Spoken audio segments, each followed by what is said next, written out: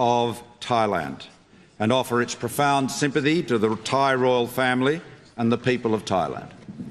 For the people of Thailand, and indeed the thousands of Australians of Thai heritage, this is a time of intense sadness. It is a day they knew must come, but in their hearts they hoped never would. To our Thai friends, we understand your deep sorrow, and I acknowledge the presence here with us today of Thailand's Ambassador to Australia, His Excellency Jiratai Pangrasin.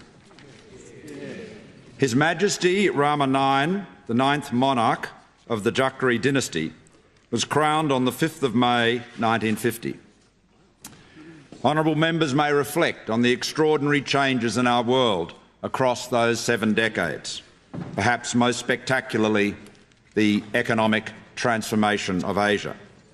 Through it all, His Majesty was instrumental in ensuring Thailand became the successful and prosperous country it is today, providing a calm and steadying leadership despite the challenges and difficulties of political upheaval and momentous economic and social change. Through it all, His Majesty maintained with his people that strong sense of national pride and identity. His Majesty continued the work of his illustrious forefathers to introduce modern ideals to Thailand. He was passionate about science and what it could do to boost the living standards of his people and to grow the Thai economy. He was rewarded by the United Nations Development Programme with the first ever Human Development Lifetime Achievement Award.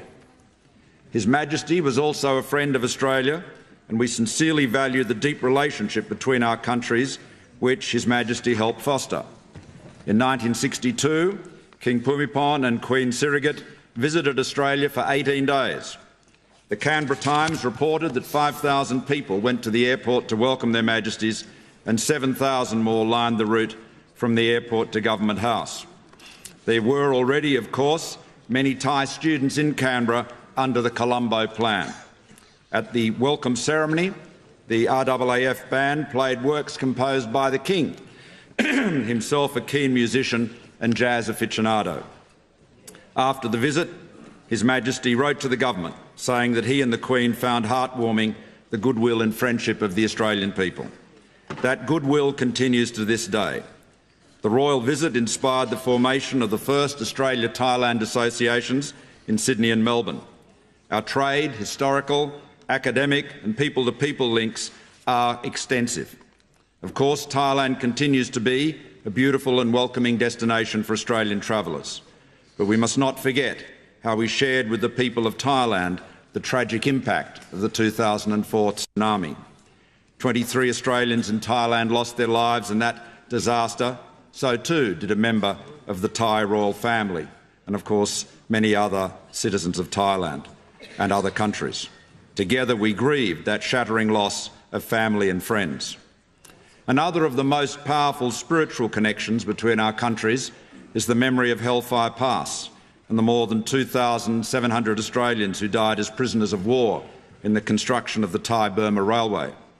One of the greatest of our war heroes, Edward Weary Dunlop, returned to Thailand regularly, and after his death in 1993, some of his remains were consecrated in a Buddhist ceremony on the River Kwai.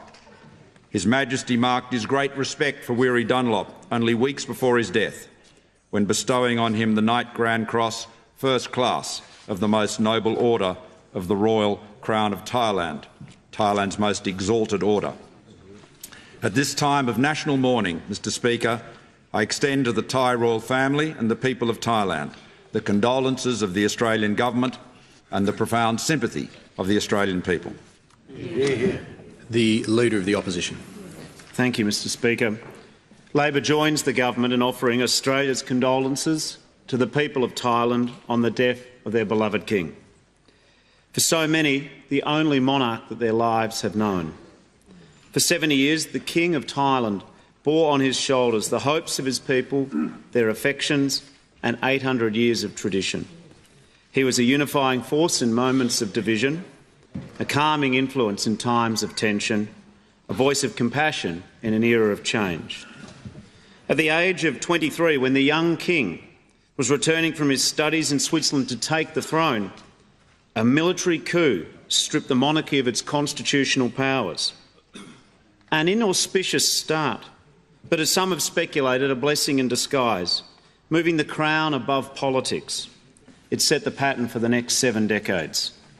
Different groups of citizens swearing different loyalties to a rapidly shifting political order.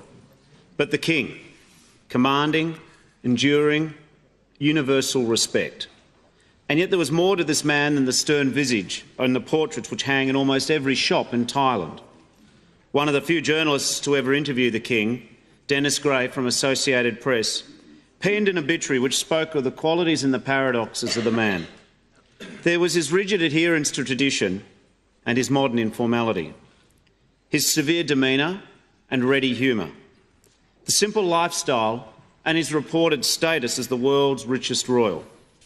Mr Speaker, in Bangkok, surrounded by marble and silk, in golden robes or a uniform bedecked with medals, the king embodied the ritualised, impassive formalities of his ancient court.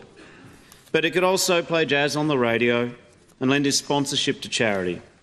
In the hills up country, in army boots and open-neck shirt, he would enthuse with locals about dams and irrigation, soil quality, crops and fertilisers. In Bangkok, courtiers would, as is custom, come seeking an audience on their hands and knees. But in the villages, the king would sit in the dirt with the locals, poring over maps. This Thailand, a place of farmers and forests, of simple huts and small villages, people tending their crops and caring for one another, this was the country that the king idealised. And yet in his reign, so much of this gave way to industrialisation, to urbanisation, to a new generation of entrepreneurs capitalising on surging tourism. But for all this change, the respect, the affection, the regard in which the king was held by his people never dimmed. Mr Speaker, this is a solemn time for the people of Thailand as they mourn a loss they have long feared. I would urge Australians who are in Thailand or headed there soon to be mindful of the national mood and to pay all due respect to the dignity and the solemnity of the occasion. We salute the King of Thailand's long life. We offer our sympathies to his family and to his people. May he rest in peace. I thank the Prime Minister and the Leader of the Opposition, and I